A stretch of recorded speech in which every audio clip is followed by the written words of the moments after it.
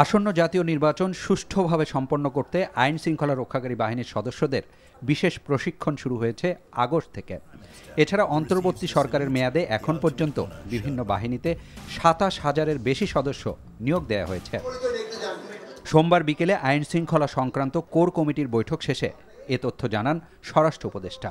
বলেন, নতুন এই সদস্যরা ভূমিকা রাখতে পারবেন জাতীয় নির্বাচনেও। নির্বাচনের ব্যাপারে আপনারা সবসময় একটা বলেন যে আমরা আইন শৃঙ্খলা বাহিনী কোনো নিয়োগই হয় নাই, এই জন্য আমি আপনাদের স্ট্যাটিস্টিক্সটা দিতেছি। ইলেকশনের আগেই মানে আমার এই পর্যন্ত কিন্তু ১৫,৮৫১ জন পুলিশ আমরা নতুন নিয়োগ দিয়েছি, যারা ইলেকশনে আগে হয়ে যাবে।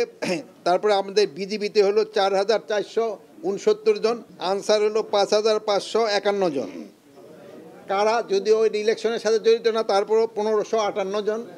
আমরা ফায়ারে নিয়োগ দিছে ২০৪ জন। বেশিরভাগই পদ সিজন হয়েছে, আর শূন্য পদও কিছু নিয়োগ দেওয়া হয়েছে।